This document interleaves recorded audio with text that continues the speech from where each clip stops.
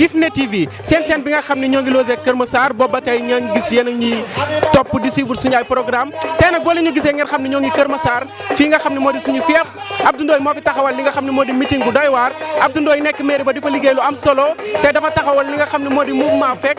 force de l'émergence pour Kër Massar jàppale monsieur le maire waaye du ma ci wet benn yoon tey dinañ leen wan lépp li nga xam ne moo di ambiance dinañ leen wan tamit li nga xam ne moo di meeting bi dinañ leen wan discours monsieur le maire discours ak ñi nga xam ne ñëpp ñëw nañ fi wan leen Abdou Ndoye ak li mu liggéey ak ñi mu àndal acca du ma ci wet benn yoon damay ànd ak ki nga xam ne moo di Adama léegi mu ñëw inshallah tenir leen ana leen bienvenue encore sur Kifne TV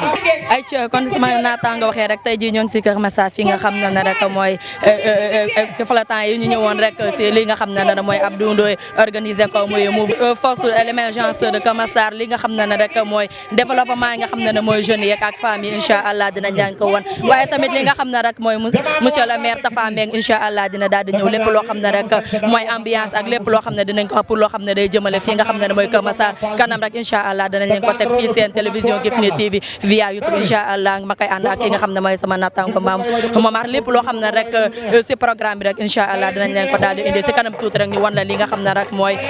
monsieur le maire lu mu wax ak ki nga xam ne rek mooy Abdou Ndoye di président mouvement fekk bi incha allah ba tey yéen a ngi suivre li nga xam ne mooy seen télévision Kifne TV via YouTube tey ji ma nekk fii si Kër Massar di daal di ñëw li nga xam ne rek mooy mouvement fekk ñu ànd seek ak Abdou Ndoye may ñëw rek di waxtaan ak ki nga xam ne mooy jigéen ñi hôtesse yaa ngi yee salaamaaleykum. maaleykum salaam. naa def soxna si. maa ngi fi. tey jii ñu ñëwoon rek fii nga xam ne rek mooy Kër Massar ñëw li nga xam ne rek mooy mouvement fekk ak Abdou Ndoye ñu bëggoon a xam rek loo xam ci Abdou Ndoye. Abdou Ndoye waaw balaa may wax jël bay damay nuyu ñëpp di ziar ñëpp man maa ngi tudd Nayet Si bokk ci mouvement fekk force d'émergence pour Kër Massar waaw Abdou Ndoye moom li ñu xam ci moom rek mooy nekk na nit ki nga xamante ne nit ku nangoo liggéey la ku mën a jàppale ay jigéenam ku mën a jàppale ay waa goxam di dox social Abdou Ndoye nekk ànd ak maire Moustapha Mbeng di liggéey ak moom ak suñuy maman Walimata Ndoye nekk ci ginnaawam di liggéey bu mucc ayib boo xamante ne wax dëgg yàlla ñun ñi ànd ak moom réccu wuñ ci dara waaw ñu ngi ànd ak moom tey guddeeg bëccëg fii ba suba ñu ngi ànd ak moom. est-ce que mun nga ñoom wax dara li nga xam ne nag mooy mouvement fekk li nga xam ne mooy force de l'émergence Kër Massar. force de l'émergence Kër Massar waaw boo gisee li ko tax a jóg mooy pour jàppale liggéeyal Kër Massar jàppale jeunesse su Kër Massar waaw ci emploi formation ak financement lépp mouvement fekk da ciy dox waaw. ñoo ngi lay jaajëfal xam naa ne amoo temps bu bëri ndax gars yi ñoo ngi lay xaar dama lay bàyyi rek ba beneen incha allah jaajëf ay ca noonu lañ koy defee rek fi nga xam ne mooy seen télévision Kifne TV damay bàyyi waaj rek sama yeneen daataango ñëw rek ñuy présenté nee nañ la saa su ne rek nii lay demee ci seen télévision Kifne TV. te ba tey yéen a ngi ci Kifne TV tey damaa taxaw ak ki nga xam ne moo di géwal Moustapha Mbeng géwal bis bi nga xam ne Abdou Ndoye moom la fi taxawal fii ci Kër Massar sama yaay Famalo yaay booy maa ngi lay nuyu tey moom du ma la laaj question dama lay bàyyi rek nga wax ci ki nga xam ne moo di sa géer Moustapha Mbeng bàyyi la nga wax ak ci ki nga xam ne moo di Abdou Ndoye Selebu aca yaay booy maa ngi lay nuyu. waa tubarkalla macha allah soo ma laajee ci monsieur le maire dinaa ci wax ndax nag tubarkalla sama waa jooju dafa jëlul ndaare te lu mu def mu tere bien bam ñu téye ba tey bàyyiwuñu baaxkat bi tubarkalla macha allah ne Kër Massar di liggéey tàllal ñëpp seen loxo ne leen kaay leen ñu liggéey yëkkatee ndoo dóorandoo moom la fi Macky Sall teg ku mu neex ku mu naqari Abdou Ndoye ni ko toogal Kër Massar man ñëw parcelles yi defal parcelles yi dañ ni bëre mbër ku ne xam nga ki la man danga ko dul nangu waaye Ndoye maali maram sama lépp ci betu waarum Dakar mi ngi liggéeyal monsieur le maire liggéey bu baax nag te neex ndax nag moom mooy mu fa fekk ànd ak xale yi tubaarkàlla ni leen nan yëkkatee ndoo doorandoo xale yi nar a génn ànd ak Abdou Ndoye tubaarkàlla ni ko nan jàppale monsieur le maire dama ni la ànd ak Walimata Ndoye sama lépp boo ci betu waarum Dakar kooku mooy madame le maire moo ak Abdou Ndoye ñoo bokk unité 15 unité 16 unité 14 Amdalaay 1 Amdalaay 2 Amdalaay 3 ñëpp Abdou Ndoye lañ àndal waxuñu nag tubaarkàlla ku liggéeyul ñun daal ñoo ngi tàllal sunu loxo Abdou Ndoye dañuy liggéey tubaarkàlla Abdou Ndoye daal fa mu bëgg a yegg moo xam yàlla na ko fa yàlla yeggal kenn du moom mu ànd ak Mbaar Fall ànd ak xale yu jigéen yi Kumba Mbaay nayal ak xale yi yeneen kon yàlla na nu yeggalee sunu sago. jeex na sama yaay booy xorom ci cin laa ko tuddee xam nga ni bés mënta ñàkk géwal. rang muy gaaw. yàgg na amul leneen. xoolal dama ne la rang muy gaaw bu xaayee rek ñor. marché bi tas na. ayca ba tey jii yéen a ngi ci Kifne TV ñi ngi taxaw ak ki nga xam ne moo di Mamour Diané nekk jeune boo xam ni dafa nekk di liggéey ci li nga xam ne moo di développement Sénégal parce que mi ngi taxawal agence su boppam non seulement nekk ki nga xam ne moo di porte parole mouvement fekk Mamadou ñu ngi lay nuyu. waaw maa ngi leen di fay bu baax a baax yéen ñi nga xam ne seen télévision bi nga xam ne yàgg nañ kaa suivre ñu leen di nuyu bu baax a baax di rafetlu tey seen teewaay si li nga xam ne moom mooy tey suñu journée bi ñu organisé mooy forte de l'émergence pour Kër Massar. tey porte parole yombul nit ku mu jël def ko porte parole am teg ko ci wetam ça veut dire que am na lu ñu sekk wala am na loo xam ne tey jii mi ngi koy représenté ci li nga xam ne moo di mouvement bi sa diggante ak Abdou Ndoye. waaw suñu diggante ak Abdou Ndoye mën naa wax ne depuis 2015 la depuis 2015 la ñu xamante au niveau de la mairie mën naa wax ne Abdou Ndoye moment bi nga xam ne ñun ñu ngi doon ut bourse moom moo ñu mayoon bourse si mairie bi au nom de monsieur le maire Moustapha Mbeng ba bés ni ki tey ñun ñu créé suñu entreprise bopp bay joxe ay bourse boobu loolu tamit sant yàlla la ñu continué waat si Abdou Ndoye créé li nga xam ne moom mooy mouvement fekk forte l'émergence pour Kër Massar mu wóolu ñu dénk li nga xam ne moom mooy communication bi te nga xam ne communication nekk na loo xam ne dafa jafe mais Abdou Ndoye nekk na nit koo xam ne nekk na un responsable nekk nit ku social nit ku baax nit ki nga xam ne mën na partager ak ay nit ki nga xam ne am yërmande jàppalante man ça va acte yooyu muy def loolu moom moo tax man sama diggante ak Abdou Ndoye nekkul entre frère mais fu mu nekk ni man ak moom ay mag ak ay rak lañu wala sax mu nekk li nga xam ne moom mooy sama nijaay mais nekk nit ku social nekk nit ku baax. nekk nit ku social nekk nit ku baax am na solo tey lan ngay wax ci bés bi ak monsieur le maire. waaw l'honorable député monsieur le maire Moustapha Mbeng bi nga xam ne tey moom la suñu borom jiital si li nga xam ne moom mooy goxu commune Kër Massar bi en même temps mu représenté ñu au niveau de l'Assemblée on nekk député du peuple nekk nit ku baax nit ku yëwén nit ki nga xam ne liggéey rek moom moo ko tax a jox malgré que tey gis nga Covid 19 bi nu mënta mel mais taxawu na jàppale askanam jàppale daara yi jàppale mosquée yi jàppale association yi ASC football yi femmes yi ñoom ñëpp xamewul kii si APR la bokk xamul kii si bokkul si APR mais mu nekk un député des peuples ba pare nekk maire bi nga xam ne être social n'importe quelle heure n'importe moment soo ko contacté rek wala nga woo ko téléphone moom dina la wuyu mais ñu ngi koy ñaanal si liggéey bi nga xam ne moom la sumb pour jàppale li nga xam ne mooy président de la république mooy monsieur le Macky Sall ñu ngi koy ñaanal rek yàlla jàppale ko moom gi nga xam ne mooy monsieur le maire ak ki nga xam ne mooy bureau bi nga xam ne moom lay liggéeyal rawatina suñu grand frère mooy Abdou Ndoye yàlla yéwé na li nga xam ne moom mooy seen liggéey. yàlla yeggali li nga xam ne moo di liggéey bi tey Mamadou kontaan nañ. voilà man maa leen gën a kontaan rawatina suñu journée bi nga xam ne tey dañ ko dajale pour rassembler les jeunes waxtaan ak ñoom conscientiser leen mais su leen si gisee ñu ngi leen di ñaan yéen tamit seen télé bi mu dem ba nekk télé international ba ngeen xam ne da ngeen am seen télé bi am di nga xam da ngeen dem boo am seen licence bopp partout dans le monde ñëpp di leen seetaan ñu leen di ñaanal si kaw ca kanam parce que télé bi suñu télé la suñu yaay seen yaay suñu yaay la paa bi suñu papa la gis nañ seen taxawaay ñu ngi leen di remercier bu baax a baax di am contenté ci taxawaay bi nga xam ne moom ngeen def tey suñu journée bi. am na solo kontaan nañu au nom de toute la télévision. voilà ok. ayca ba tey ñoo ngi ci bisu li nga xam ne moo di mouvement fekk bi toog ak suñu benn papa ñoo ngi lay nuyu. ñu ngi leen di fay bu baax a baax. papa tur bi nan la. Cheikh Daouda Sidibé représentant khalife général des cadres Ndiassane Kër Massar ak li ko wër yëpp. papa tey tarixa yi dañoo am solo ci li nga xam ne moo di Sénégal lu ñu xewle dañ leen ci woo tubarkalla ñu lay jox sa wàccuwaay bu baax a baax papa sa teewaay ci bis bi booñ ci gënoon a wax ay firnde. waaw man xam nga yàlla dafa def yàgg naa fii ci Kër Massar mais Moustapha Mbeng nag dafa nekk lu rëy ci man kon nag lu mu xew la rek ay njabootam xewla ko dafa jiital surtout Abdou Ndoye nag moom dafa ma def bàyyi rek te yàlla tax voilà kooku nag dama ko ne bu ma woon ko asamaan sax danaa ko wuyu loolu moo tax ma teew ci bés bi. papa kontaan nañ. ah kontaan nañ ci yow. waaw macha allah maa ngi gën a kontaan ci yéen yéen leen yàlla may ndam te yàlla tegg fi mbas mi ci barke yonent bi sallallahu alayhi wa sallam. amiin papa.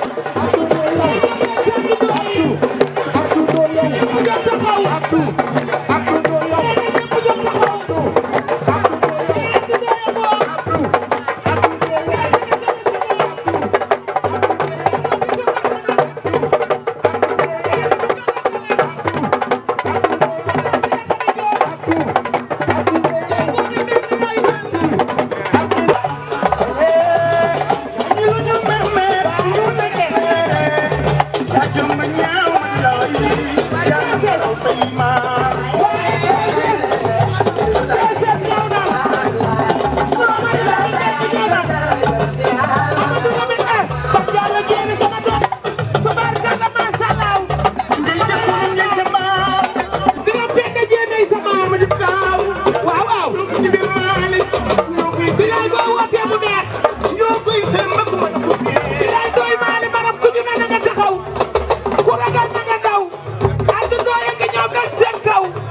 ba tey yéen a ngi suivre li nga xam ne mooy seen télévision Kifne TV saa su ne rek nee naa leen léex loo xam ne rek programme la incha allah dinañ daal ko indi tey rek ñu nekk fii si Kër Massar indi ca 15 ans ñëw li nga xam ne rek mooy Abdou Ndoye muy mouvement FEC bu muy def ñu gars yi ñëw li nga xam ne mooy développement ak jeunesse bi mag ñi teew nañ jigéen ñi teew nañ waaye surtout li nga xam ne nag mooy jeunesse bi damay daal di jox micro bi rek ki nga xam ne sama tata asalaamaaleykum yaay booy. maaleykum salaam soxna si na nga def. macha allah sant bi rafet na. merci beaucoup. tey nag ngeen ànd ak ki nga xam ne mooy Abdou Ndoye muy mouvement bu FEC ngeen ñëw rek di ko jàppale lan moo nekkoon seen taxawaay. macha allah man maa ngi tudd Ouleye Sy madame Mbaye Abdou Ndoye mi ngi dëkk fii Inte 15 muy suñu coordonnateur bi nga xam ne mooy mouvement wu FEC tey nag li ñu fi indi mooy programme bi nga xam ne daanaka yàgg nañ koo togg parce que ñu ngi doon topp groupement yi di leen financer di topp ASC yi di leen financer di ànd ak ñoom muy Inte 15 bii ñu nekk ak yeneen i quartiers yi nga xam ne ñoo wër Inte 15 parce que du Inte 15 kese parce que boo nee Inte 15 kese day mel ni Inte 15 kese la mais yeneen quartier flottant yi ñu wër ñëpp ñu ngi ci 2 ans ñu ngi ko doon togg tey bis tey bi nag muy bis boo xam ne bis bu gën a neex suñu bis la parce que bis boo loo xam ne la dañoo woote pour jigéen ñi ñëw wuy suñu parce que ñun lu ñuy defanteeg ñoom kóllëre la boo xam ne dañ koo fas suñu digganteeg moom nekkul ay naxante dañ ko yàgg togg di liggéey ak ñoom ba tax moom looloo waral tey ñu woo leen pour ñu ñëw jëmmal bis bi ànd ceeg monsieur le maire Moustapha Mbeng parce que bis bi bisam la looloo waral bis bi daal. ayca nee na looloo waral bis bi mooy dimbale li nga xam ne mooy jigéen ñi waaye rawatina li nga xam ne ndaw mu mel ni na tey boo gisee ñu bëri ndaw ñi ngay gis mu mel ni na ñoom tamit am nañ solo si li nga xam ne mooy développement bi. dëgg la parce que nit booy ànd ak moom da ngay ànd ak moom dëgg ñun Ndoye dëgg lañ ànd ak ñoom te dëgg la tamit la woon jeunesse bi nga xam ne tey parce que booy seet xam nga woote yomb la mais ñu wuy si la mais ku xool li xam ne nekkul loo xam ne ay naxaate la parce que ñi fi ñëw tey joxuñu leen 1000 francs joxuñu leen 2000 joxuñu leen ay xaatum nañ ñëw dañ leen koo wax muy xam ne bis bi seen bis la ñoom ñëpp ñu ñëw taxaw si fekk si bis bi. tey ji boo ko doon jox yan conseil nga koy jox ne xam na boot ay nit yombul ay nit nekk sa ginnaaw yombul tey ji boo ko doon wax lan nga koy wax. li ma koy wax mooy lim du bari parce que dama naan fi mu tegoon tànkam bu mu fa teggi ndax Ndoye boo ko xoolee rek moom jëmmam rek boo ko xoolee rek xam ne ku ñu yar la te ku ñeme li muy def la te ku ñeme dëgg la dëgg moo tax ñu ànd ak moom dëgg boobu nag moom la woon population bi nga xam ne ñoom la àndal looloo waral tey population bi ñëw wuy si ko. lan nga wax li nga xam ne mooy site bi Kifne TV. xanaa macha allah di leen ñaanal parce que ñaari doom laa fi daje samay ñaari doom laa fi daje di leen ñaanal yàlla gudd fan ànd wér ba seen liggéey bi ngeen xam ne moom ngeen sumb yàlla na romb ci fi ngeen ko foogee woon daal. jaajëf tata ñu ngi lay jaajëfal bu baax ay ca nii rek lay daal di demee saa su ne rek fii seen télévision Kifne TV lépp loo xam ne rek événement rek incha allah dina leen ko nii nee naa leen saa su ne rek Kifne TV moom nii la rek incha allah dinañ daal di joxe at li nga xam ne nag mooy événement yi nee naa la ki nga xam ne mooy Abdou Ndoye ñëw na léegi waaye ki nga xam ne mooy Mar doomu ndayam tamit ñëw na ba si kanam incha allah dinañ ko tànn micro mu daal di wax li nga xam ne mooy mouvement FEC incha allah.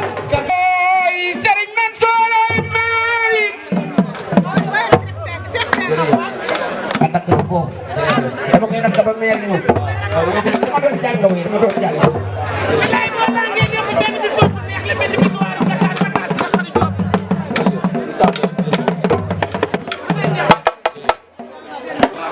mais balaa ñoo tàmbali aussi ngeen di xamal ne honorable député maire Moustapha Mbengue aussi mi ngi si yoon bi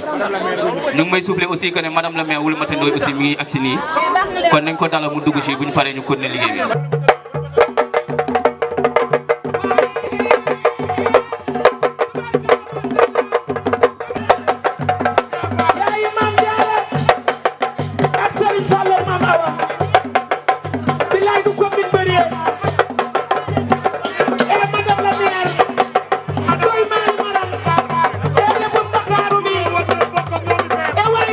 woon sànq rek dañuy tàmbali liggéey bi le temps que honorable député maire Moustapha Mbengue di agsi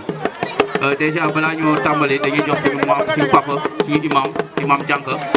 mu ubbi ndaje bi si ay ñaan comme ça ñu mën a tàmbali liggéey bi imam Dianka nga defal ñu ay ñaan.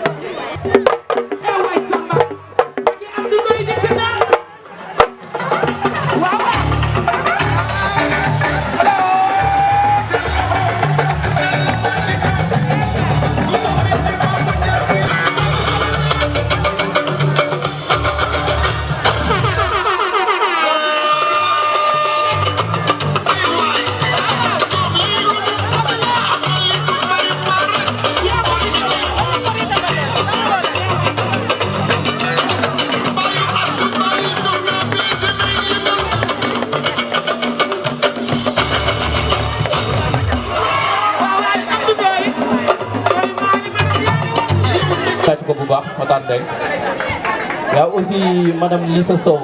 madame Mbengue aussi mi ngi ci biir délégation bi aussi ci biir délégation aussi am na maire Jama Mbaye Jama aussi mi ngi ci biir délégation bi y a aussi maire Mengue Ndaw aussi ci biir délégation.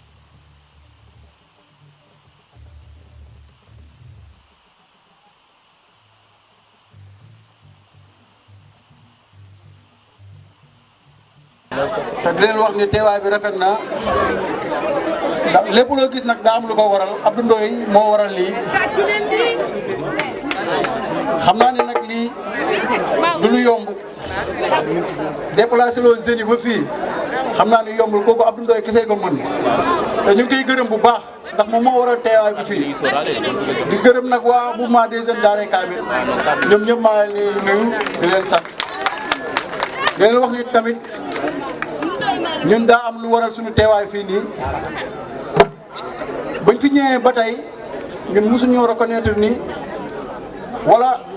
dama jàpp ni monsieur le maire dafa reconnaître fii nii si koñ bii nii Kër Massar la bokk te bëgg naa tey loolu nga xam ko. ndeysaan waaw di wax tamit ñun wala man li ma gën a ñor mooy ñun boo xoolee si li ñuy yëngu ñun ñii si waral ASC moo ñu gën a soxal te tey jii nii ASC Déggoo mooy sunu ASC mais instant bii nii ba fi may wax ak yow nii terrain bu ñu entraîné sax amuñu ko te bokk nañ si ASC bi nga xamante ni chaque at ñoo ëpp lu ñuy duy si wàllu supporter amoon na foo xamante ni amoon nañ ko sax pour dem mais dafa mujj indi ay coow ñoo ko moom moomuñu ko te bëgg naa tey jii nga jàppale ñu si te tamit nga jàppale jeunes yi nga xam ne fii nii si Kër Massar la bokk loolu yàgg naa xaa kaas comme que tey nag li ñuy wax naan tunga ni teew nii nataal tey gis naa la war naa la mën a tiis sama soxla ma wax la pour nga dégg ko bu dul yow da doon keneen moo fi ne de damaa bëgg nga jàppale seen i nekk fii nii yëpp parce que soxla nañ ko kenn du ne soxlawuma alal di wala soxlawuma nangam sangam ku ne bëgg nga ku la jàppale ndax ëllëg tey jii ñun bëgg nañ ko bëgg ñu nag tamit ñu ñëw ba fii ñu wax rek wax ji nekk wax kasaw wala ñu wax ko ba pare rek dem mu yem fii boo ko confirmé wul tamit nañ taxawaat feneen ñu waxaat ko fa loolu dafa nekk lu ñu soxal te ñun dañoo am gëm-gëm bu ñuy doxee dañoo bëgg ku ñu yëg ak ku ñuy jàppale boo ñu yëgee ñu yëg la boo ñu yëgul yëguñu la ñun noonu la ñuy doxee phénomène boobu la ñuy doxee ay soo bëgg nag nga reconnaître ni fii Kër Massar la bokk te nga jàppale ñu maa ngi lay sant di la gërëm Abdou Ndoye tamit ñu ngi lay wax fi nga teg sa tànk foofu la bu ko teggi na gën a dëgër ñun yow lañ gëm yow lañ àndal tey jii ñun taxawuñu fenn pour kenn yow lañ fi nekkal góorgóorlu yàlla baax na yàlla yàlla defal li nga bëgg wasalaam. ñëpp ñu bokk ko.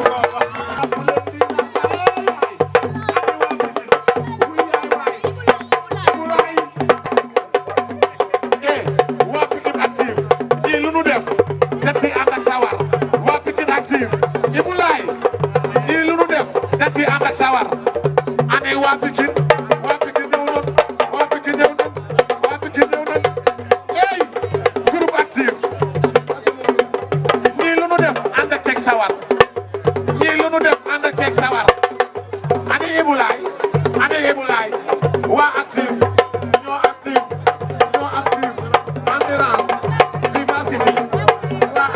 auzu billahi mina shaytaani rajim bismillahi rahmaani rahim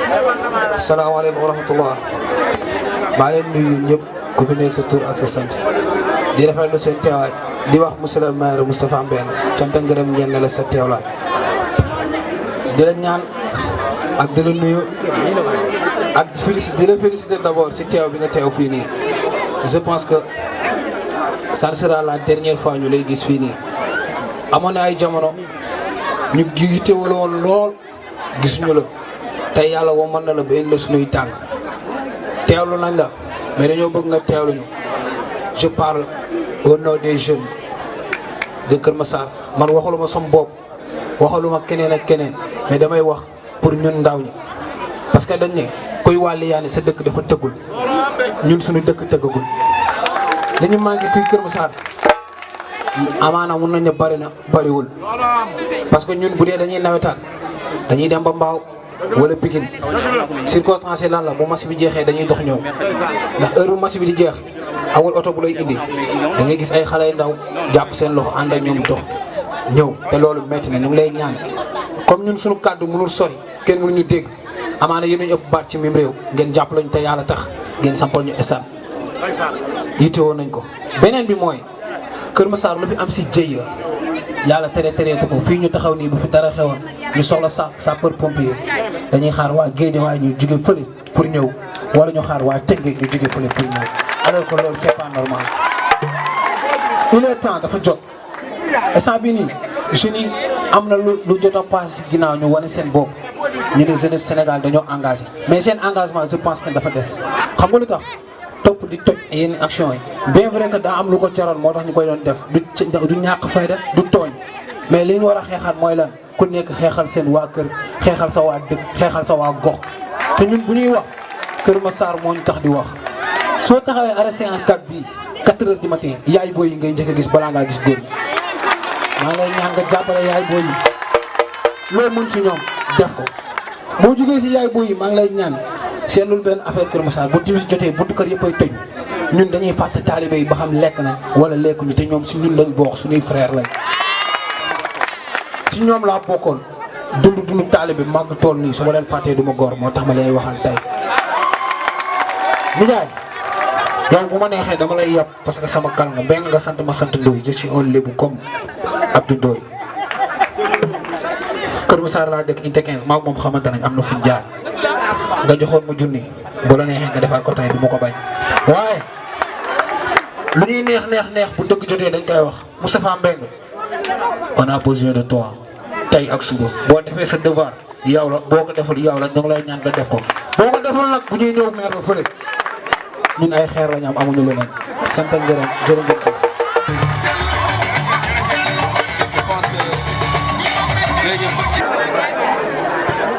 wala xawla wala xawta wala sama taxawaay fii jarul sax may présenté wu man la Adja Khady Ndoye di maire yi jëkk sanc Parcelles Assainies fii lañ daan toog di seen sédiment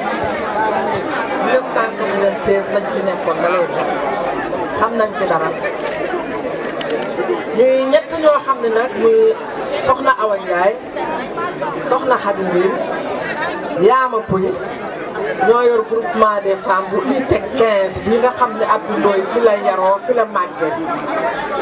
nun noo ko yar nag te nekkul woon enfant terrible loolu moom xam naa ko ci moom nekkul woon enfant terrible naqarul woon a yar li ma koy wax rek mooy dafay tàmbali commencement rek nga nekk da ngay tàmbali def kon nag tàmbali nga ak bismillahi rahmaani rahim ñaan nga yeggalee alhamdulilahi rabbil alamin li ma lay wax rek suñu doom ba ñoo la jur du mu dem di wuti ca àll ba te nga nekk fi ñoo la jur te xam nga ne wala waxee ñoo la jur xam nga ni ñoo la jur man si ay mag fuuf ñuy sama rakk rek sa ci sama ginnaaw ñoom ñëpp ci mbootaay bi 500 personnes lañu bokk chaque altine dinañ leen dajale jox 3 yoo xam ne kenn ku ne dinañ la jox 350 000 te dañuy liggéey chaque lundi loolu yëpp nag defe naa yéen lañu jàppale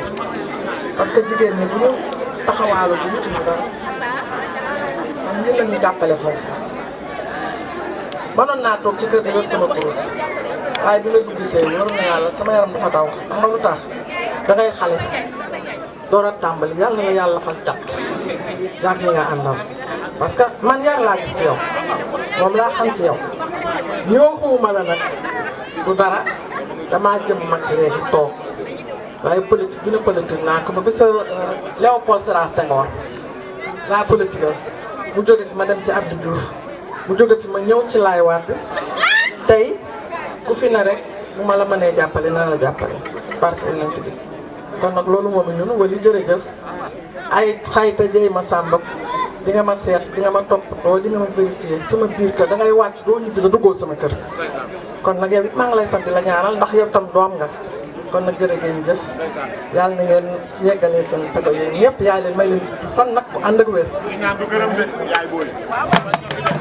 nga xamante sama mag la sama lépp la di nuyu suñu maman Jama Mbaye suñu yaay la suñu conseillère la suñu secrétaire la lu tax ñu ne secrétaire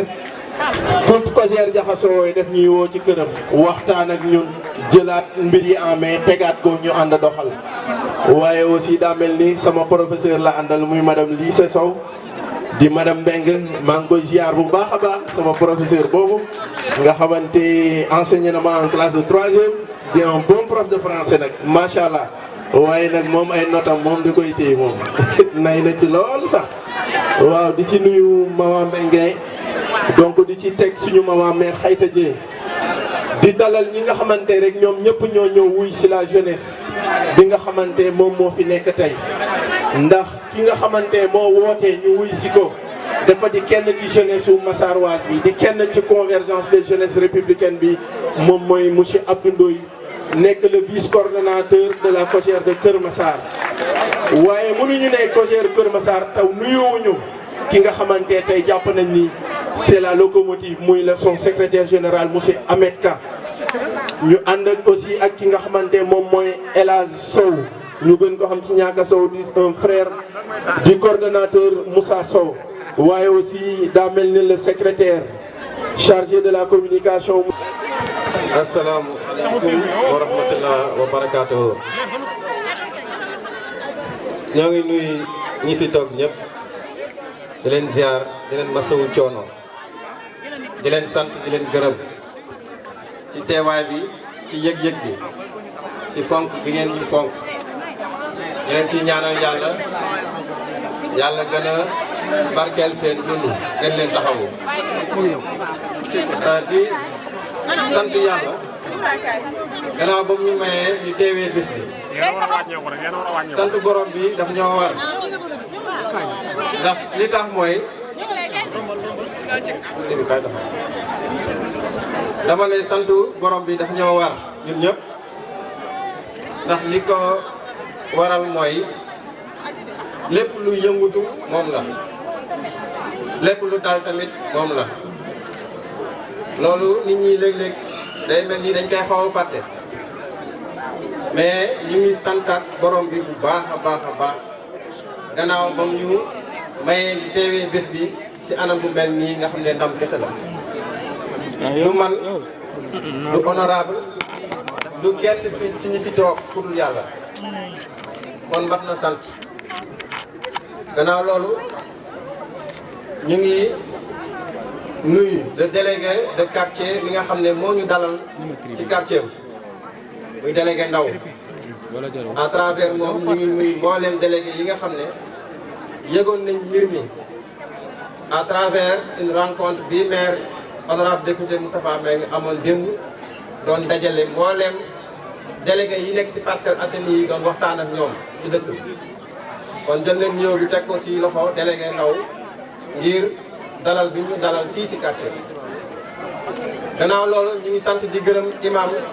Diankha mi nga xam ne mu ngi fiy toog mun nañ wax à travers moom ak imam Sidibé représenté nañ mboolem imam yi fi ne imam Sidibé dëkk unité 12 di xaritu honorable député maire Moustapha Mbengue di sunu xarit di xaritu madame Oulimata Ndoye mi toog ndax moom moo fi représenté xaadir yi ci fii ci Kër Massar confrères yi xaadir kon kooku kilifa la war nañ ko jox tamit wàccuwaayam ndax mu ngi fii ci ginnaaw di accompagner suñuy dynamique imam Diankha tamit muy imam bii représenté xaadir yi den ak imam Sidibé dëkk fii ci Amdalaay dafa tawat moo tax ñëwul mais moom it ñu ngi koy nuyu di ko ziar tamit di ko jox wàccuwaayam di ko ñaanal yàlla yàlla wéral cëram yëpp te delloo si ko ak sago buñ génnee ci ñooñu di ci teg nag kilifay dëkk bi moom la yàlla def mu jiit ñëpp ba pare yore dëkk bi muy honorable député maire Moustapha Mbengue bëgg seede benn mbir suñu diggante ak moom honorable 2008 2009 gannaaw ba ma madame le maire jaaree kër ga ñuy waxtaan ci mbirum politique boobu xamuñu dara ci mbirum politique mu ñëw kër ga moom madame le maire Oulimata Ndoye mu ne ma dama bëggoon ñu jàppale son excellence le président de la république muy monsieur Macky Sall ma ne ko ah moom est-ce que taxaw na ndax 2009 boobu mbir yi demeewul noonu mu ne ma jàppale ko rek te yàlla tax moom madame le maire nii. li ma njëkk présenté mooy honorable député maire Moustapha Mbengue depuis lors amul jeng amul ngarale amul daw amul leneen lu dul topp ci ginnaaw di ko jàppale te yàlla tax donc nag di ko wax dëgg di ko dimbali di ñàkk di sonn di góorgóorlu ngir moom ndax lan dama gisoon ci moom ne kii ku mën a yore askan la ndax dafa am loo xam ne responsable politique yi sax dañ koy war di jàngee ci ñenn ñi nga xam ne nañuy yore réew mi am nañ ci ay qualité yu am solo yuñ ci doxalee muy benn wàccee sa bopp bi ngay wàccee sa bopp jege nit ñi di saafonteeg ñoom di dugganteeg ñoom qualité boobu responsable politique yëpp war nañ ci jàng di ci góorgóorlu honorable nii jamono yooyu nekkagul maire nekkagul dara daraan ñëw naan Abdou Ndoye ñii di teg café dibiteri danaa fay jaar léeg-léeg di waxtaan ak ñoom di barkeelu loolu sàcc naa ko ci moom di ko doxal ci fii ma taxaw ci ñi bari fii ñoo xam ne dañuy teg seen café Touba di ko jaay ñi leen di taxaw ndax ñun ay responsable politique te dañoo war muy yëg-yëg moom danaan def mboolem activité booy dégg ci Kër Massar ay ndaw ki ci gën a ndaw nekk ndaw ba ki ci gën a nekk mag di yëngatu mu yëg ko mu ñëw teew assisté ku ne nekkagul maire nekkagul dara ñun waa COJER je pense que mun naa wax ci turu Cheikh Ousseynou Diouf waaye Ahmed Kat mi fekkee woon moom xam na lii maire daan daj ci COJER ci jamono boobu ñoom fàttaami du ñoo ko yoroon mu siy def lu mu mën te nekkagul woon dara kon kooku doon développé xeetu yéene yooyu ci askanam xeetu taxawaay yooyu ci askanam rawatina ñi mu doon àndal dañ ne kii tôt ou tard dina dooni dara te dina ami dara ndax soubassement boobu réussiroon na ko te moo ko topp ba léegi kon honorable sama diggante ak yow mën naa wax loolu jeng ak weng ak ngarale tourner gauche droite yaakaar tuma ci àdduna ndax depuis 12 ans ba léegi amul muy am ndax ñun mbiru xéewal borom bi kese lañ ci yaakaar ñu ci keneen ndax kooku muy borom bi képp ku juddu tracé na la sa kanam xéewal bi nga war a am nu mu nar a toll te mbindeef du ci mën dara par force dañ ciy jot waaw boo amee loolu nga xam ko bu baax xam dimension yàlla nu mu bëree doole nu mu yéemee te puissant ngay iñaanee nit ci wàllu xéewal wala nga koy soxoree ci wàllu xéewal borom bi nee na da ngay sonal sa bopp kooku xolam dafa feebar tawat mooy kii yaramam di métti mais ka feebar yàlla nee na mooy ki nga xamante ne xolam da ciy yëg ay iñaan ay soxor ak ay mbir yoo xam ne yéenewu ko doomu aadama te loolu chaque jour da koy gën a yokk di gën a yokk nag ka muy iñaanee te loolu gënut kon ñun ñëpp li ñu war mooy wóolu borom bi ci wàllu xéwal te topp ci nit ñi jëflanteeg ñoom loyauté dignité fierté di dimbali nit te yàlla tax loolu saa yi ko nit di def mënul muusa ko waane ba am ci gàcce ndam rek kon honorable ñu ngi lay encouragé sa liggéey bi ngay def ci Kër Massar man duma toog fii di la ko waxal ndax yow yaa ngi nii toog li ñuy wax tu nga ne du teew ñuy nataal li nga liggéey ci Kër Massar ni nga ko maîtriser point par point te foo dem wax ko ndax bilan bu dëgër ak Kër Massar nu mu naqaree yore 140 quartiers plus de 600 000 habitants ci benn nit mu war a gérer ñoom ñëpp je pense que loolu c'est un travail colossal c'est un travail difficile à mener te bu ko Moustapha Mbengue honorable député di gérer c'est parce que loolu jàmbaar la ndax gis nañ ci Guédiawaye Kër Massar ëpp na Guédiawaye 2 fois Guédiawaye am na 5 maires plus le maire de la ville muy 6 am ay DG am ay député am lu ne ñu ngi noonu di si def nañu mën pour développer Guédiawaye Kër Massar kenn lañ am muy honorable député maire loolu foofu nit ñi di ko bàyyee xel pour ñuy xam ne liggéey bi dafa métti te képp ku toogoon foofu tamit li nga raw lu gën a métti li maire di daj te du tax nga dajal Kër Massar si wàllu ay résultats loolu foofu ñu koy bàyyi xel mais li am solo mooy ñu góorgóorlu jàmbaar la ñu ngi lay sant maire di la encouragé si kanam ñi lay ñaanal borom bi mu gën laa yokk ay ndam yaa xam fépp foo mënti ne yàlla na la si borom bi defaral ndam gannaaw honorable may nuyu la coordination des sages yi fi teew à travers monsieur Dia ak monsieur Diop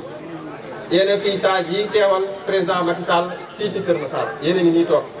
yéen a ngi accompagner ñëpp ñu ngi leen di sant itam di leen gërëm si seen teewaay di nuyu la coordination de Benno Bokk Yaakaar à travers leur porte-parole nii di monsieur Seye moom it mu nekk un homme loyal fu mu dem nii lay waxee lu mu gëm lay wax te mu ngi topp si ginnaaw honorable di ko jàppale guddi ak bëccëg ànd ak ñi nga xam ne ñoo nekk si biir coalition Benno Bokk Yaakaar di nuyu la coordination de APR Pikine Active muy une coordination départementale ñooñu li ñuy ñaan dong muy sama yéene Ibou mooy président Macky Sall recevoir leen ndax bés bu leen recevoir man xam naa ne Pikine ci jeunes yi dinañ am yokkute bii président di xaar ci politique nag laay wax ndax seen liggéey dëggu na yéen a ngi ay jàmbaar ngeen ay gaynde ngeen te dara ñoru leen lu dul président Macky Sall victoire am ngeen di wër guddi ak bëccëg ku ne jaar na fi si département Pikine kuréel bu nekk am na fi APR Pikine Active mu ngi juddoo si APR Pikine Rouge waaw lu tax ñun ñu bokk si parti ba pare di ko tuddee Rouge département Pikine c'est parce que xëy na am na yu bëri doon sooxee ñoom ñu ne loolu waruñu ko seetaan ndax buñ ko seetaanee président day ñàkk ñu ne leen jug taxaw samp li ñuy wax Rouge gars yi commencé di diaboliser te xamuñu ne c'est une cause noble ndax dañu jóg pour xeexal ndaw ñi xeexal leen emploi xeexal leen financement xeexal leen formation ku ne di wax di jaxase de gauche à droite ñoom ñu garder seen dignité garder seen fierté gëm Pikine di liggéey guddi ak bëccëg à travers toutes les 16 communes du département de Pikine Dalifort Diamaguène Sicap Mbao Kër Massar Yeumbeul Thiaroye fépp dafa daj te fu nekk dafa am ay responsable jeune APR soit ñu ngi COJER wala ñu ngi si leneen duñu ay militant simple duñu leneen ay responsable ku tudd Bangoura xam awaña relation bu mu am ak moom ku tudd Iwalaay xam relation bu mu am ak Thierno Ndom ku tudd keneen ak keneen xam relation yi am ak responsable ya fa nekk c'est des jeunes yu dignes c'est des jeunes du parti ñu gëm président Macky Sall gën Pikine bëgg jàppale ndaw ñi kon ñooñu je lance un appel solennel à toutes les autorités du département Pikine et au niveau national ñu xam ne waa Pikine bu ñu bëggee son excellence am ndam APR Pikine Active nañ ko gën a dooleel gën ko jàppale guddi ak bëccëg te incha allah loolu président bu ñu ko rëcc force da ciy am ndam si Pikine waaw kon ñu ngi lay sant bu baax Ibou di la gërëm si sa taxawaay di remercier ñi délégation bi nga àndal yëpp. di nuyu la coordination du mouvement des élèves étudiants républicains avec monsieur Badji Pape Ibrahima Pape Seydou Badji muy sama xarit di tamit ku jàmbaare moom mooy yore étudiant élèves yi nekk département Pikine yàgg na ñëw fii si honorable député maire di waxtaan ak moom si ay mbiru bourse nekk tamit ndaw bu jàmbaare fay sa Malika kon moom it ñu ngi koy sant si teewaayam. di nuyu nag la coordination de la COJER de Kër Massar à travers le coordinateur Cheikh Ousseynou Diouf muy koo xamante ne tamit ku yàgg na si parti bi loolu kenn mënu ko werante ñii njëkk accompagné président Macky Sall fii si département Pikine Cheikh Ousseynou Diouf kenn mënu ko siy génnee saa yu may dem Pikine di waxtaan ak ñoom si parti bi chaque jour Ousseynou dama naan am nañ élément bu am solo bu war a bokk si xeex bi te dafa manqué te kooku dafa war a bokk ndax suñu génération la te lu ne lay dajal président Macky Sall maye leen muy Cheikh Ousseynou Diouf dafa war a ñëw ndax lii c'est une cause noble saa su nekk dama koy wax fii si mbooloo laa taxaw kon sa jàmbaarte xam nañ ko Ousseynou yow ak ñoom Badji ak yeneen gars yëpp il est temps ñu def union département Pikine président jamono yi la soxla ñëpp dajaloo doon benn jiital kenn wërsëg yàllaa ko yore bu leen si xëccoo bu leen si xiiroo bu leen si ngaayoo ñu dajaloo ñun ñëpp xeexal président xeexal ndawu Pikine yi ndax sonn nañu te loolu yaakaar naa ñoom kii Badji ak yéen ñëpp ñu ngi def appel ñu dajaloo te def loolu te liggéey boobu incha allah ñuy tamit waa ñi nga xam ne ñu ngi si concert Kër Massar yëpp encore une fois ñoom Ahmed Ka di nuyu ñëpp ñi nga xamante ne daal ñu ngi si di ñaax ñu gën a góorgóorlu xam nañ seen jàmbaarte ndax yéen a liggéey ba parti bi doon nii tey fii si Kër Massar si ndaw ñi kon ñëpp ay jàmbaar lañ comme li Lamine maa ngi wax rek nañ suudewu góorgóorlu doon benn bokk ndey bokk bàyyi te liggéeyal Kër Massar liggéeyal ndaw Kër Massar liggéeyal ndaw Pikine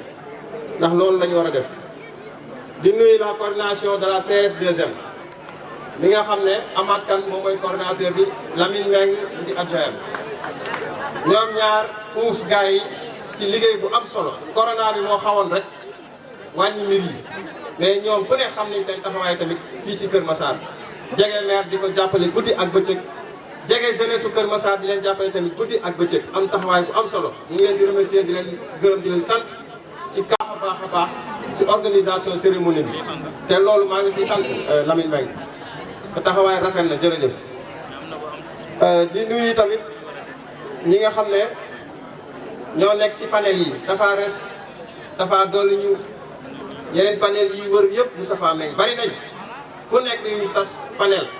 def fa say nit di jàppale président de la République di jàppale tamit honorable député maire yéen ñëpp ñu ngi leen di nuyu di leen gërëm di leen sant su ma limee damay juum waa mouvement 4D tamit gis nañ seen taxawaay yéen ñëpp ay jàmbaar ngeen ñu gën a góorgóorlu rek te yàlla tax club yi fi teew club English Foire bi nga xamante ne kii moo ko jiite sunu xarit sunu frère di Xaasim ñaar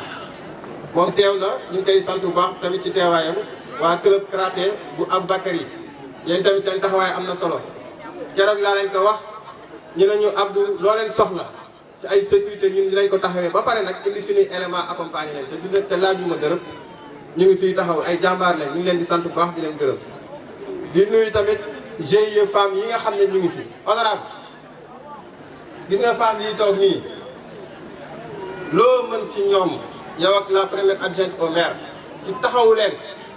doo ko rëcc ndax gis nga ñii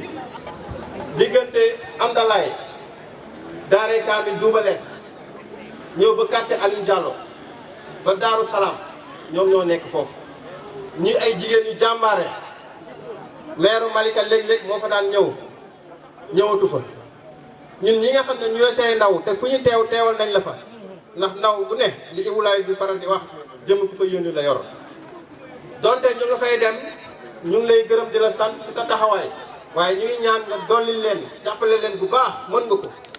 te boo ko defee doo ko rëccu ndax ñoom ñii ñoo war a nekk unité 14 di fa voté ak unité 11 boo leen taxawoo loo soxla ci quartier extension yi di nga ko am loolu nag ñu doon def liggéey boo xam ne ci tournée yi am doon ci ñaari notable Fatim ma présenté léegi élément bu extraordinaire la ci en termes de mobilisation des femmes et des jeunes li may wax waa ñu doon ànd ci tournée mën nañu ko seede ak imam Diankha ñoo daan ànd di wër di xool xale yi responsable bu ne ñu présenté ñu ne tey leen ñi ñoo yore waa mairie bi te ñooy ànd ak le maire ñu ñuy taxaw guddi ak bëccëg Fatim ñu lay gërëm di la sant yaa ngi fi toog li nga wër kenn xamul nu mu toll te mun amoon ay yitte amoon lu bari noo waroon dox mais bëgg sa gox bëgg ñi nga dëkkal bëgg sa askan moo tax nga def loolu kon ñu ngi lay sant tam di la gërëm di la encouragé te lii doo ko rëcc incha allahu rabbi di nuyu tamit ñi nga xam ne ñooy la jeunesse à travers les associations maire ma souligner encore beneen mbir fii 7 association ñoo fi dajal association bu nekk benn quartier groupement famille la même chose joxuñu ci kenn t-shirt pour mu ñëw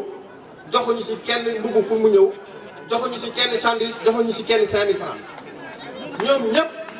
dañoo jóg ndax gëm-gëm ak confiance ak wóolu ak bëgg ñoo jàppale moo tax ñu toog fii 17h ba léegi kon nga xam ne ñi ñëpp ay digne fils de Parcelles Assainies la ak extension yi ñu gëm seen bopp ku mel ni ñoom Bisane ñoom Assane Faye ñoom Ziz Kila ñoom Cheikh Meng ñoom Tafa Diop ñoom Soumaré ñoom Kap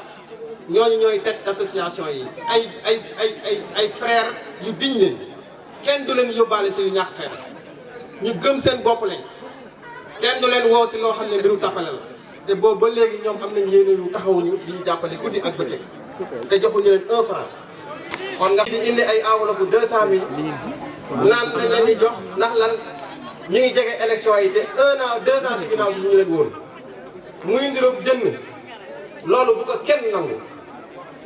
xam leen seen bopp ñi naan dëkk bu tëggu xama liñ naan ku sa dëkk tëggul waaw ku waale yoon sa dëkk mu ngoog ku waale yoon sa dëkk tëggul waaw dëgg la loolu mooy lan fii da ngeen fi am ay responsable yu mat responsable jege leen loolu saa su nekk wàccee seen bopp di leen dimbali guddi ak bëccëg li may wax seede la te yéen ñëpp a ngi toog am ngeen fulla am ngeen fayda kenn di leen waxal lu amul dañuy taxaw seen mbir di leen jàppale suñu kéemtalaay kàttan te jël suñu buntu ñëpp fu ñu romb seen leen suñuy yéene mooy taxawu leen di dem si ay concert di dem si lu ne pour taxawu leen ndax on est fier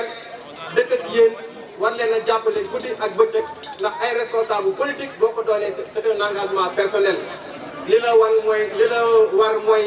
nga jege askan bi di leen dimbali guddi ak bëccëg te ñu ngi si yoon boobu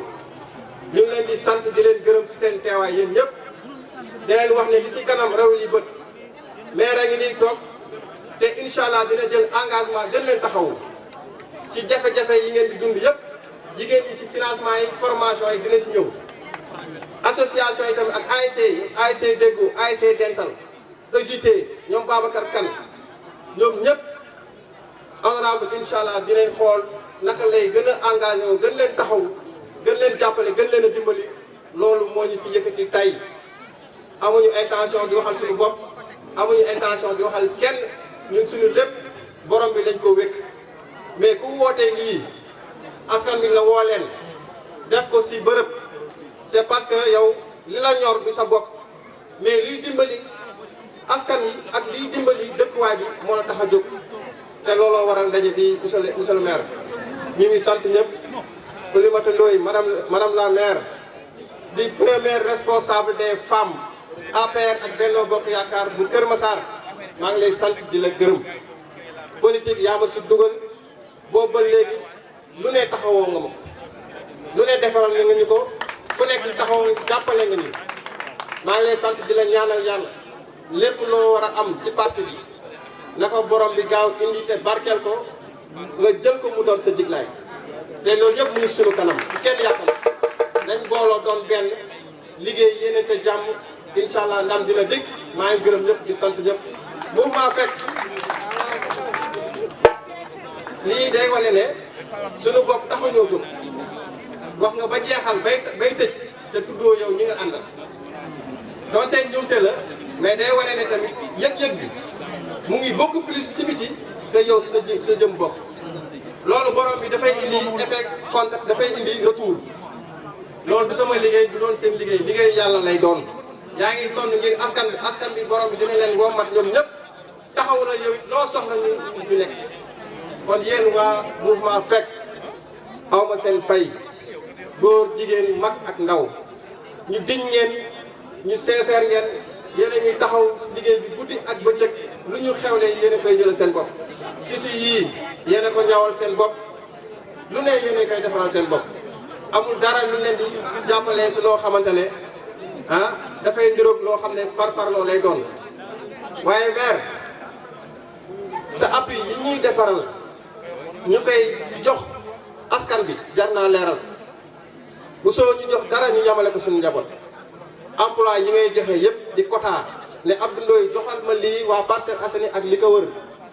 ci emploi yi nga créé Auchan ñu ngi fiy toog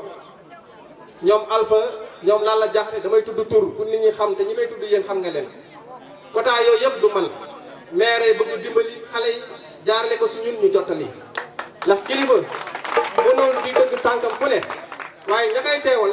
saa su ne bu ñuy teewal seen askan à travers le maire lu mu joxe ñu delloo ko askan bi bu yàggee ñëppay nekk si jàmm def nga ko si pont bi ngay tabax nga ne ma Abdou Ndoye joxoon naa la 5 emplois yoo war a jël si sa boy pour liggéeyum autopont bi nga war a def station ba mu ñëwee si panel bi lañ ko dugal woo les associations ñoom Bisaan Assane Faye yéen a ngi may dégg ne leen tànnal leen moom kenn nit si yéen ñëpp plus kenn si mouvement fekk ñu yóbbu déposé jox naa dossier bi Lamine keroog nga ne ma dolli waatal yeneen 5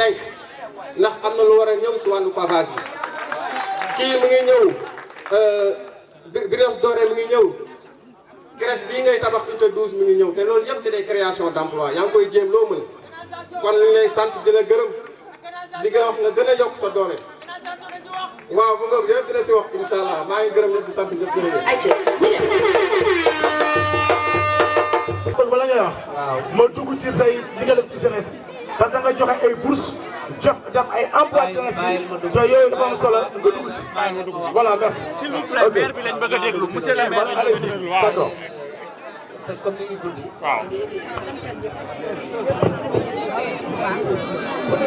asalaamaaleykum mbokku Parcelles Assainies et environnant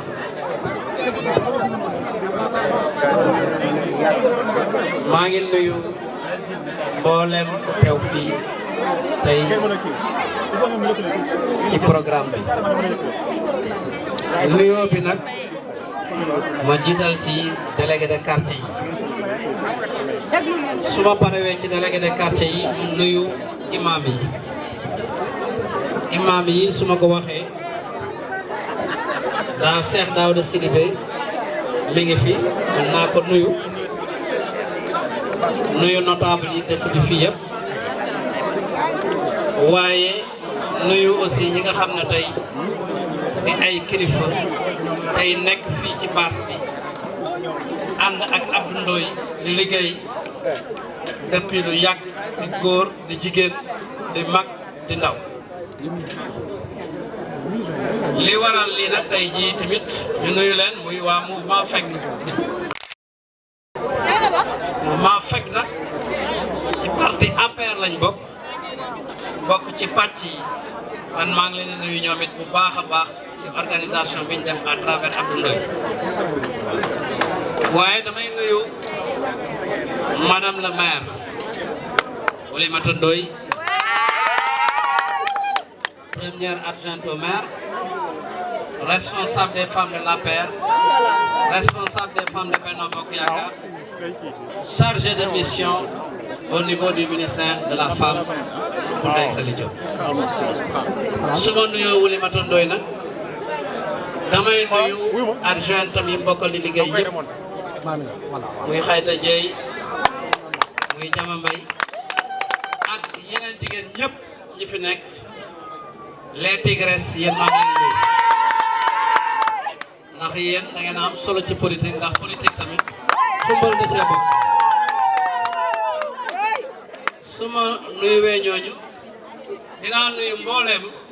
mouvement yi nga xam ne ñëw nañ fii di jàppale Abdou Ndoye ñoom ñëpp ñu bokk ki ñuy jàppale muy son excellence le président de la république damay bañ a lim nag ndax kii doon na ko lim sànq ndax da ngeen a créé seeni groupe pour jàppale président de la république groupe bi yëpp presque ngeen jël sama tur dugal ko ci biir groupe bi ñii da ngeen wax fekk ñii wax CCR2M ñii wax Tafa Res ñii wax Tafa Dolliñu ñii de wax mouvement 4D et cetera mënuma lim yëpp ba ci groupe jigéen ñi waaw ñoom Tafali avec le maire rek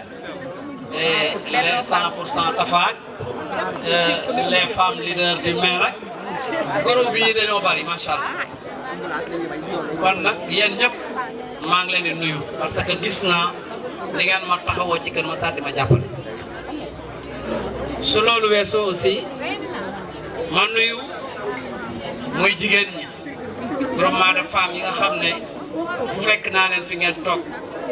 Abdou Ndoye di ma leen présenté sànq ngeen di liggéey ak Abdou Ndoye waaye ma nuyu particulièrement nuyoo bu spécial à la jeunesse bi nga xam ne ñoo fi nekk muy les ASC ngeen teew fi depuis 5 heures di jàppale Abdou Ndoye ngeen jël fi kàddu nag wax fi ay kàddu dëgg parce que jeunesse moom fugam la am dëggam la lay wax rek pare ci dem yoonam du tricher jeunesse bu ne man yow laa àndal rek yow laa àndal su ne àndul ak yow rek àndul ak yow may wax nag ci di ngeen ma permettre un peu parce que dama bëgg a wax si tuuti réalisation parce que réalisation Kër Massar mënuma taxaw ci benn jataay di ko lim waaye damay dugg ci tuuti réalisation muy réalisation jeunesse bu ma paree dugg ci perspective jeunesse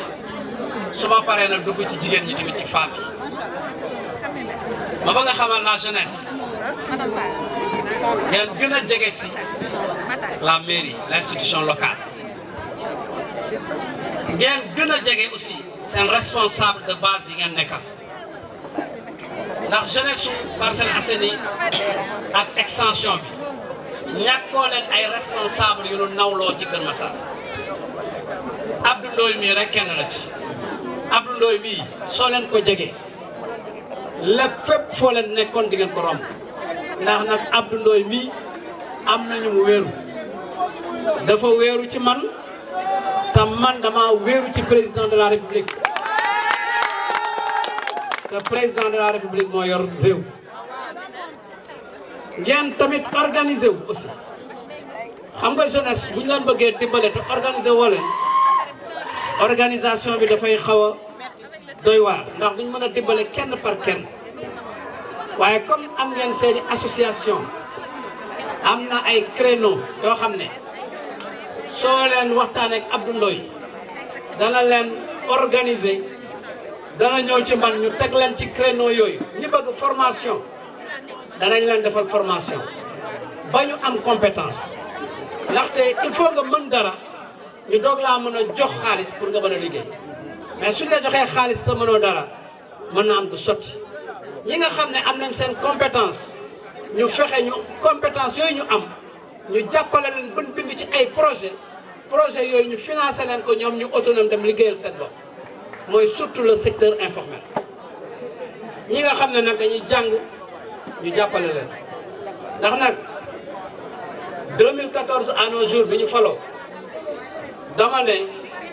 priorité yi ci jeunesse bi mooy lan mooy nañ jàppale jeunesse su Kër Massar d'abord si jàng seen éducation nekk suñu priorité mais sur l'éducation aujourd'hui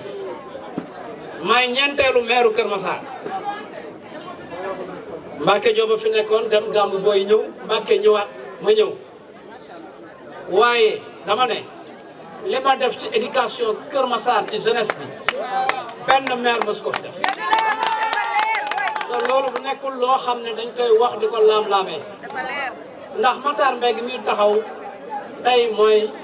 président commission éducation bu mairie bi waaye ñu ngi toll ci 4668 jeunes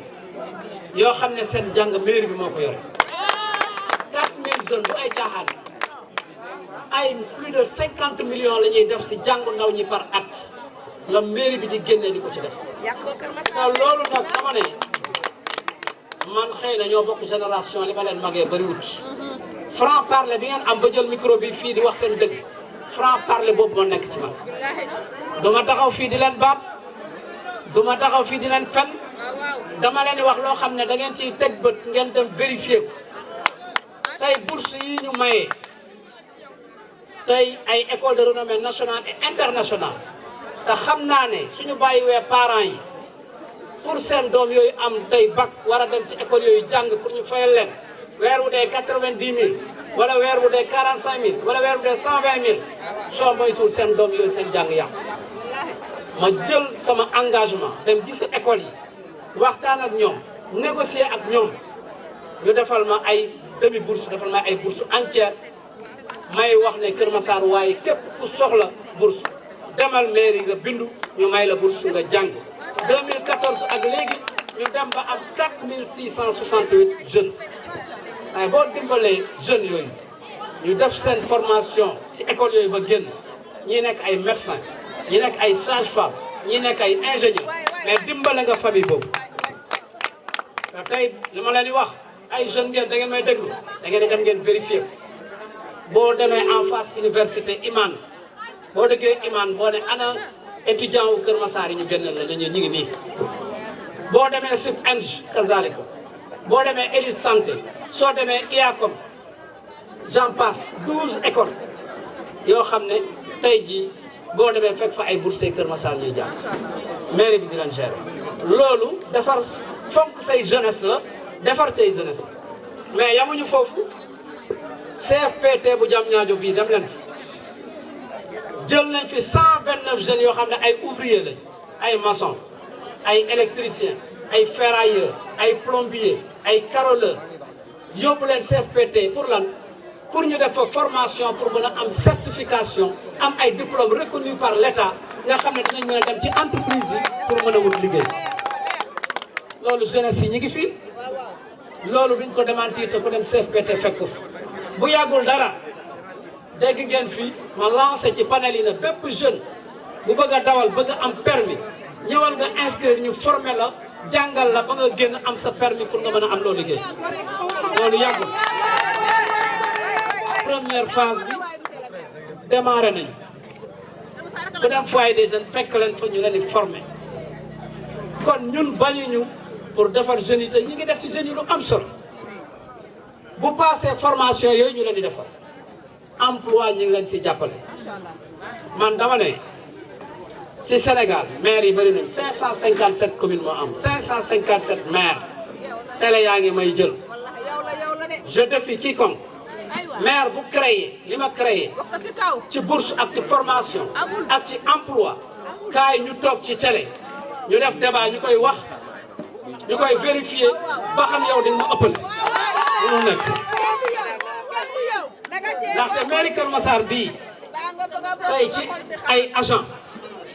tey nous sommes à 247 agents yoo xam ne mairie Kër Massar moo leen di fay depuis 2014 ba léegi 100 agents laa fi fekkoon tey ñu ngi ci 247 agents ñu ci bëri embauché naa leen Abdou Ndoye mii ngeen dëkkal embauché naa ko Mbaar mii ngeen dëkkal embauché naa ko ak tant d'autres comme fii laa nekk ñoom laay lim mais bu loolu passé 247 agents yooyu ñi nga xam ne ay entreprise lañ di fi liggéey si ñëw di fi investir suñu ñëwee seen contrat main d'œuvre locale laa leen di imposer première convention bi mairie Kër Massar njëkk a signé maa ngi ko signé ak Sonatel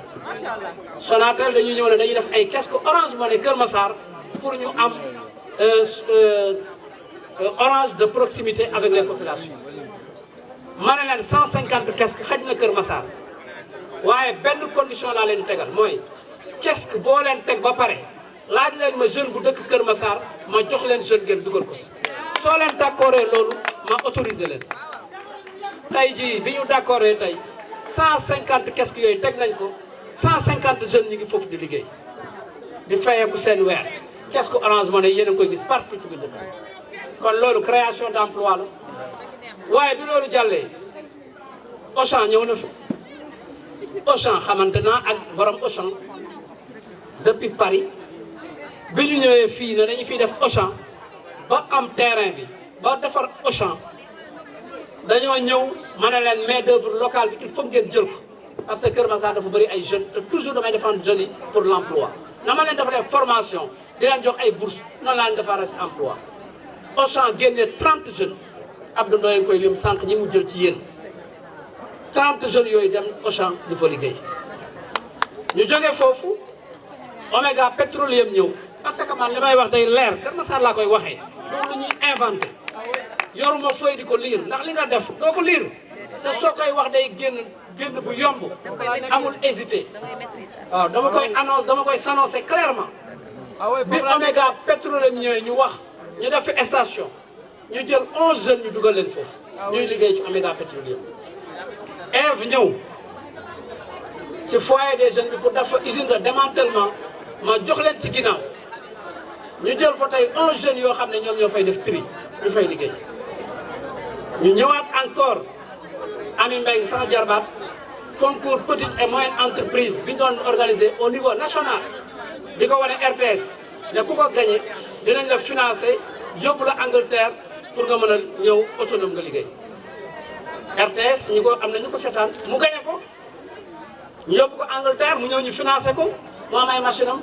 mu ñëw na ma tonton fii laa bëgg a implanter Kër Massar pour mën la jàppale ku dem foyer des jeunes ba fekk ko fa muy def tri plastique 16 jeunes filles ña nga fa boo demee foyer des jeunes depuis kon man tey soo defee bilan ci jeunesse ci li ma joxe ci emploi suñ ko doon calculer tey yaakaar naa ne amul benn maire ci Sénégal bu mën a taxaw nga mën maa dépasser mënul am du ci emploi du ci formation du ci leneen jeunes yi may yóbbu à l'extérieur wax na ko Abdou Ndoye mi ci la bokk Mbaar Fall ci la bokk jëlal naa leen avion yóbbu leen Dubaï ñu dem defi seen formation am seen certification andi ko te du ñoom kese du ñoom kese Oulimata Ndoye mi yóbbu naa ko Paris ñu formé ji ko Paris